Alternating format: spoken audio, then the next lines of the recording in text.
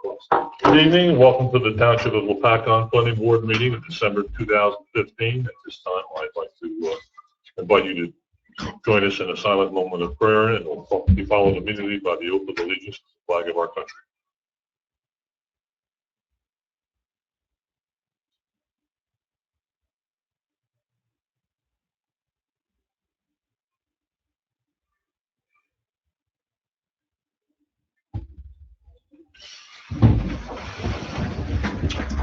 I pledge allegiance to the flag of the United States of America, and to the republic for which it stands, one nation, under God, indivisible, with liberty and justice for all.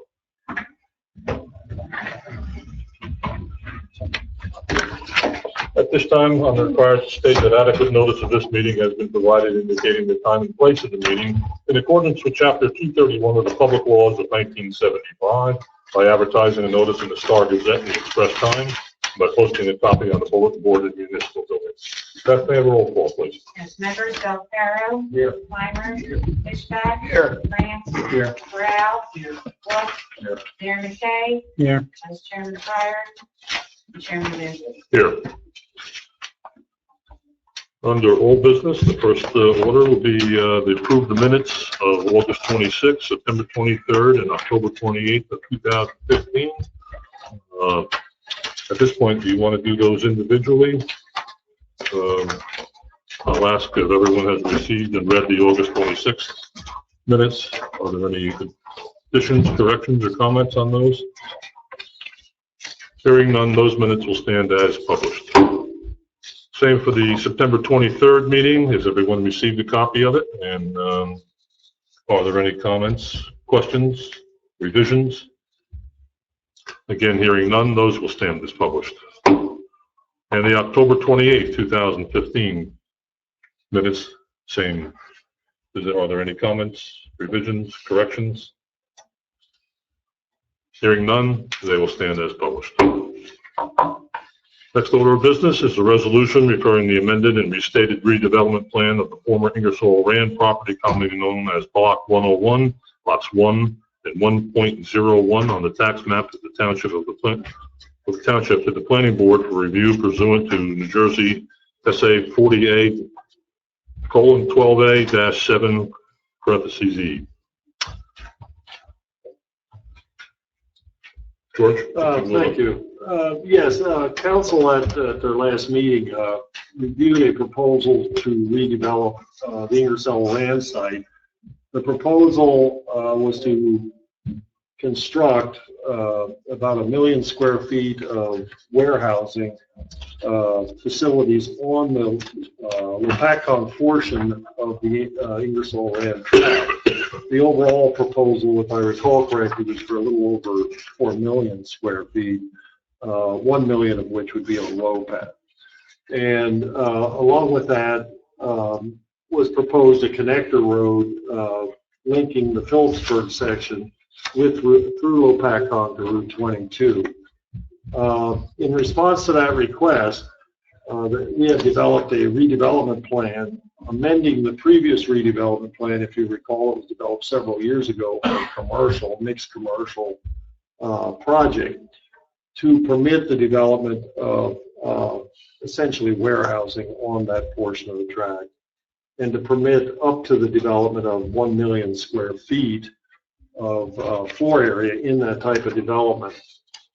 And the proposal was put together essentially including a list of permitted uses, of which of course warehousing is one, offices. It also allows some scientific research laboratories if he chooses to do this. And the reason we have a list of varieties of uses in there is, as most of you are aware, these redevelopment plans sometimes have a way of morphing and changing over time. So this redevelopment plan really lays down the general guidelines for the development and sets forth essentially the township's policies as to how they would like to see the site develop.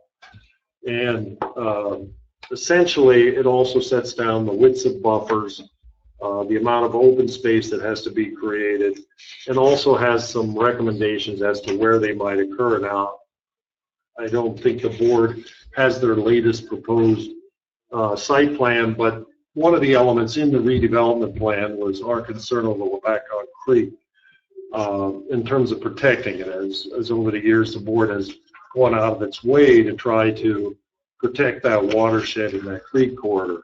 And this redevelopment plan requires that the developer set aside at least 15 acres of land adjoining the creek and Lock Street, and essentially starting at Lock Street and extending back into Lopatpong to create an open space buffer of at least 15 acres on the stream that would encompass both the wetlands buffer and the riparian buffers, as well as additional open space. And that would be protected from development. They could not develop stormwater controls in it. It would be literally set aside as a stream corridor protection. Beyond that, it requires that the developer have a setback of 100 feet from all the tract boundary and at least 150 feet from Route 22 for its buildings. It requires that the developer establish a buffer between Route 22 of 100 feet and parking, so that essentially we do have some room for landscaping and buffering. It sets a maximum of 55% impervious cover on the entire tract. It also established a building coverage figure of 30%, though in reality the FAR will be what really controls. It does allow buildings up to 50 feet in height. The current proposal by the developer is for a single building. That's at least what he's shown on the current plan. The ordinance does, though, give him permission to have multiple buildings on the site. It does give him permission to have mixed uses on the site, so that he could come back sometime in the near future and say, you know, my design has changed. I want 2 warehouses instead of 1. And what this does is allow him to place them on varying lot sizes as long as he meets the overall criteria. In other words, he can create a 1-acre lot that could have 70% impervious cover as long as the overall impervious cover stays at 55%. So this gives him the flexibility to design the interior of his site to pretty much work the way he wants, as long as he gives us the setbacks, the buffers, protects the stream corridor, and meets our floor area ratio numbers. So as I said, it's a guideline. What would happen next is if the developer wishes to proceed, if he only wants to do 1 building, he will probably do a site plan, come before this board and go through the site planning process. If he wishes, the redevelopment plan allows him to do a general development plan, which is to produce essentially a good, clean sketch of what he wants to do. It does not have to be fully engineered, but it does have to show things like schematic, sewer, water, how he'll serve the site, approximate grading to show that it has some reasonable ability to be built, which if approved, he would then come back and phase it and come in for site plans on given pieces of that plan. But as I say, currently the plan that is in front of the board is a single building, so if that is his intent, the odds are it would come in as a site plan and go through that process. So the redevelopment plan is really just the beginning of the process. The developer, once he has something in mind, would come in and still go through the process of getting site plan approval, get the board's review, and what this gives him, though, is a flexibility in terms of design standards that gives him some leeway as compared to the normal zoning on the tract. That's the general conceptualization of the plan. As I said, council found that the redevelopment plan, at least in their opinion, was appropriate for this site, and they recommended that it come down before the board here for their consideration and recommendation. Paul, you have any comments? Or? The only comment is George and I worked on the redevelopment plan together, and any comments that I generated on George's draft have been addressed by George, and we're in that draft right now. So I'm satisfied with the plan as it's been prepared. Board have any questions? Comments on it? Lot was some I read March, so I did comments have a coming question. in. I don't know, I couldn't make that council meeting, sorry, it was just too early for me to get there, 6 o'clock. The realignment of the street, who's gonna pay for that realignment of Lock Street to, I guess, to Route 22?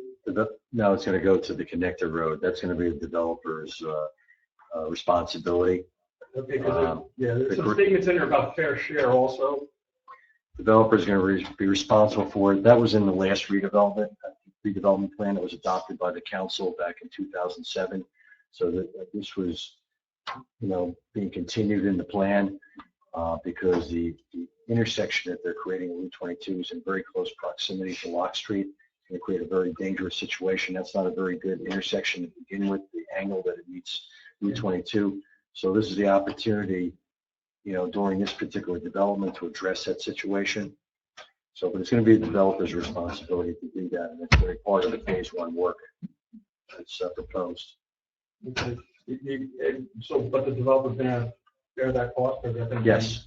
Yeah, there's also a second part to the redevelopment plan, and that's the redevelopers agreement, which is going to be worked out between township council and the developer in terms of how things get paid for, what the proportions are. What we're doing is approving the design guidelines, and this assumes that council and the developer will be able to come to terms on the actual redevelopment, the actual funding, how it's going to be funded, and who's going to pay for what, the developer's agreement itself. The 55% impervious, that's gonna be a lot of stormwater.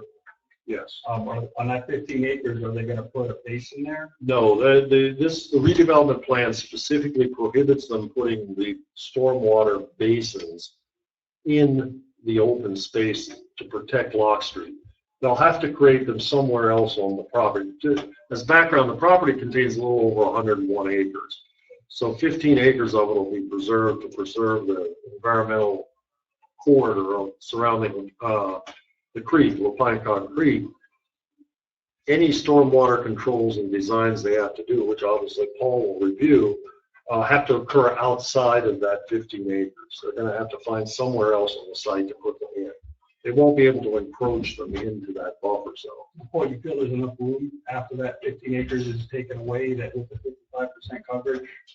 They're going to have to make the room. Yeah, That was one of my comments, and the reason for that is the area along the creek, this 15 acres is proposed to be dedicated to the municipality, so I didn't want a big maintenance generator, which detention basins can be, put into that open space and require a lot of attention by our public works department. I want to make sure it's outside of that area, so the developer, the property owner, ends up maintaining the detention basin. If we do decide to take the open space, it's really just going to have recreation facilities in it, which I think is mainly going to be a walking path. As far as what are they going to do with the water? Is that going to be fed to the river, or is that going to go to Peabody for processing? Is that? Talking about the stormwater? Yeah. It will probably be discharged to LopatpB Creek or somewhere near LopatpB Creek. They're going to have to discuss where the discharge is going to be with the Department of Environmental Protection. I believe there's a 300-foot riparian buffer associated with Lock Street.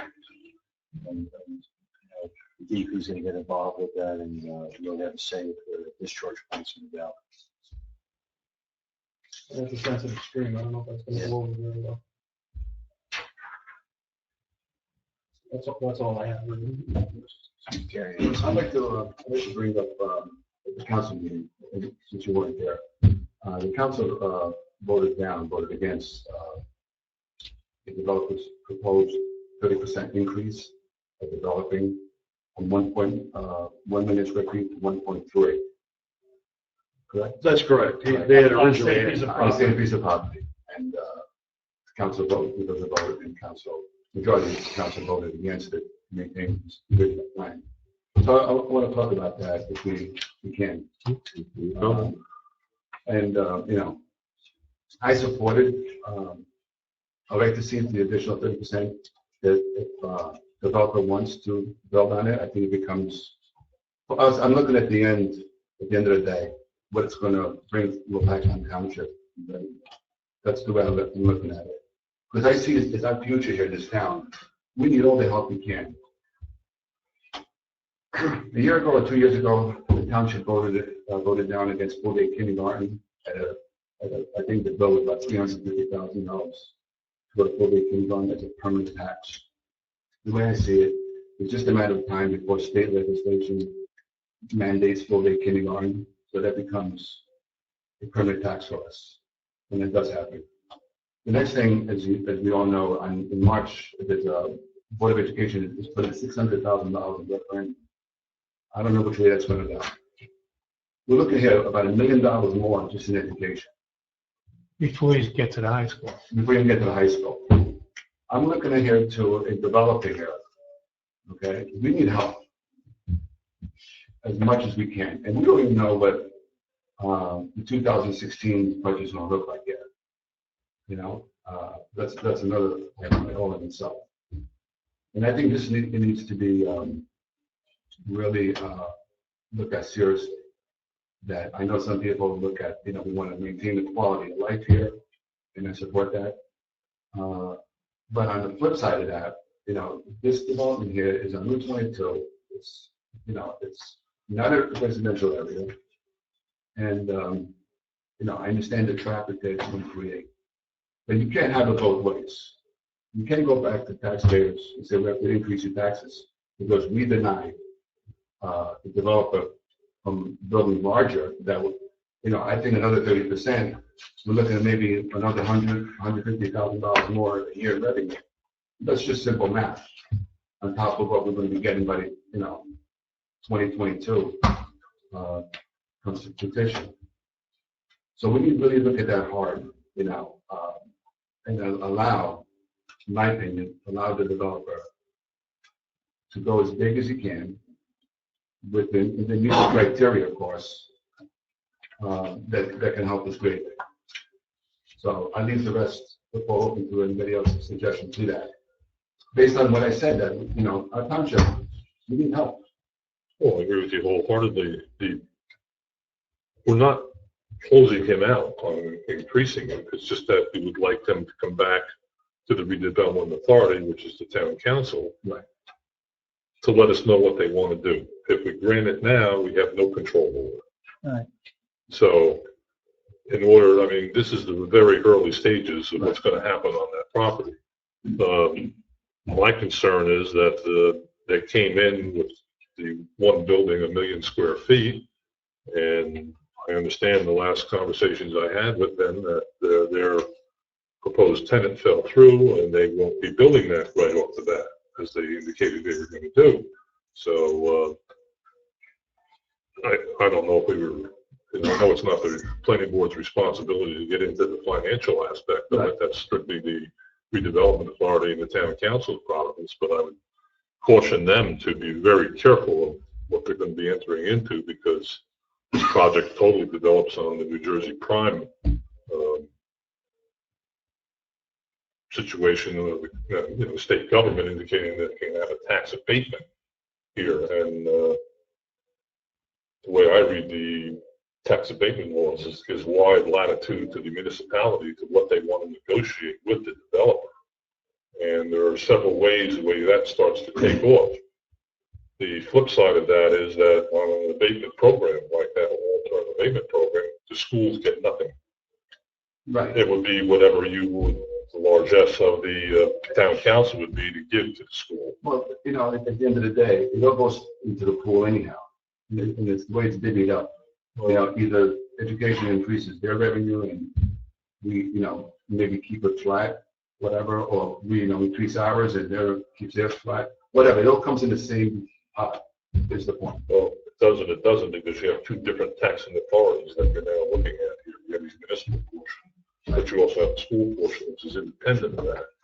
They both should set their own budgets for whatever they want to do. So that's not the planning board's providence. I don't want to get too deep into that, but I would just caution that, you know, or advise, if you want an opinion of what you're going to do is here, that several ways that it kicks off when that starts. It's a tax abatement can start at the completion of the project. And a project of this size, with what's going to happen and how they're going to stage it, when do you declare it complete in order for the abatement program to say 30 years, if that's what you're coming in, go for, or do you want to set a 35-year type abatement program that starts the day that they start putting the first shovel in the ground, and that's when the tax abatement starts. So, I mean, that's up to the council.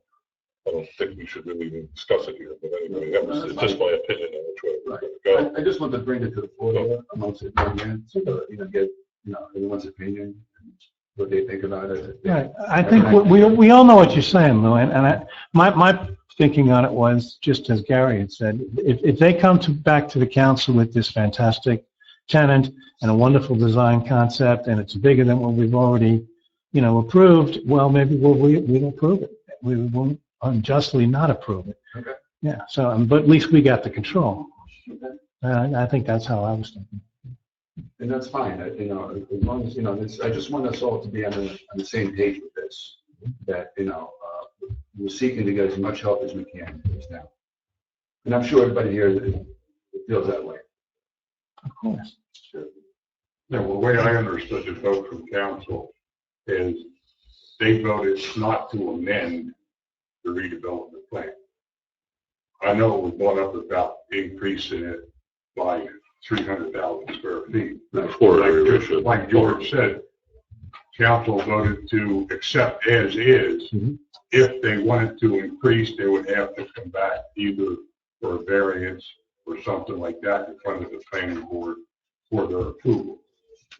So they would go back to the redevelopment authority for the approval of Whatever entity. This plan, it's an approval of the concept of what we're doing here. And we set some of the parameters of how they, council set the parameters they want to see there. I don't see anything here, if anyone has any objections to what they've come up with, and I'll ask Tony about his legal opinion on it. Just want to bring to the board's attention that council on first reading passed the ordinance that's part of your package that adopts this amended and restated redevelopment plan. It's scheduled for second reading later this month, December 30th, before the council. I spoke with the township attorney, and the request was made to expedite the planning board's review of the redevelopment plan and to pass the position of this board back to the council. They're required to solicit our opinion under the redevelopment law. That's why this hearing is taking place. I've also prepared a proposed resolution to be adopted by the planning board recommending adoption of the amended and restated redevelopment plan, if that's the pleasure of the board. I think we should probably open this to the public to see if anybody has anything to say. But after that, unless there's further debate or comment, we can take action on the resolution. Any further comment from the board? I do have a general Yes. comment. There are page 37 and 19 are blank inside the document, so I don't know if that should fix it. Yes.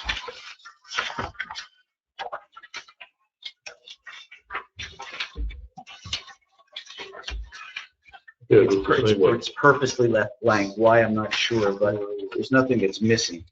We didn't, yes, I agree, there's nothing missing. So then shouldn't we take out these blank pages? Yeah, we can take out the, I'm not sure how they got in there. Maybe when Katrina did her Well, she- revision, it jumped. Yeah, I'm sure that's it. I was but- gonna say that. You know, Same thing with page 7. There's nothing missing, but it's blank. That will get cleaned up, to be sure. It says page 19. Page 19 is referenced in the table of contents as a redevelopment area. If the page is blank, it says figure 1. I believe the index will, if you make a very good point, I think the index will have to be modified to correspond with the document. Is page 18 actually what they're talking about on page 19? Yes. Yeah. I think those are housekeeping issues. I do not think that what you're pointing out, although they're very good points, represents a substantive change to the plan. It's just cleaning up the document, and I'm sure that will be accomplished. I mean, blank page is just if somebody looks at this in a year, it's not involved, why are these pages blank? Yeah, no, I agree with that. I agree.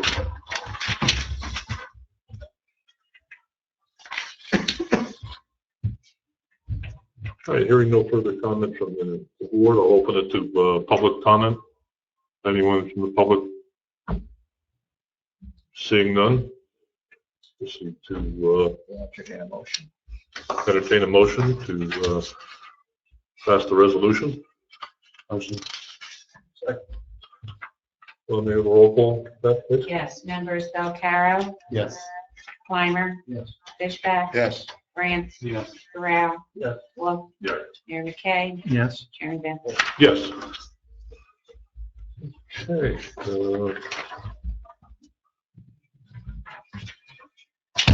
It's in the resolution, we have to, well, we don't adopt the ordinance, so. We dealt with the ordinance, I mentioned, just the joint meeting. Okay. So anything left is the joint meeting. Paul, you got a comment on that? Now, Mr. Gardner contacted me to find out what the status was as far as the township review of his rezoning request. And I talked to Beth about it, and it was Beth's recollection that we left off, which I think was in November for the 12th council meeting, that there was some thought about perhaps having a joint meeting between the planning board and the council on this.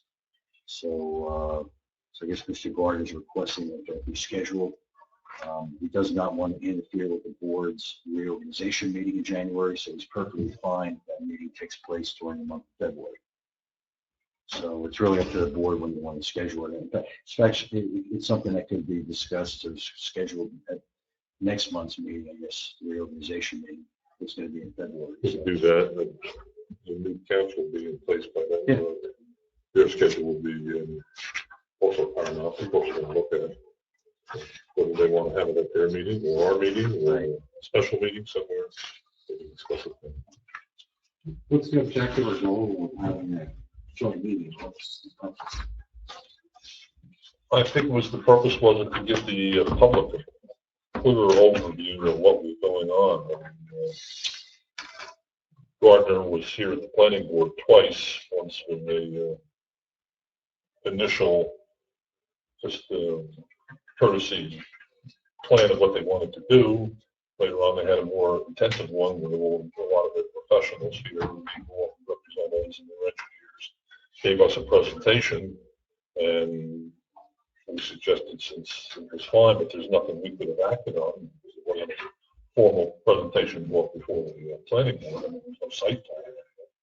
So they went up to council to make a presentation there, and for whatever reason, there was no, couldn't get together on making the presentation to the public at the council meeting, and an information meeting basically. And at the regular meeting, it came down, the discussion came about how we could have a joint meeting if they wanted to come back to the planning board. It takes about an hour, hour and a half. I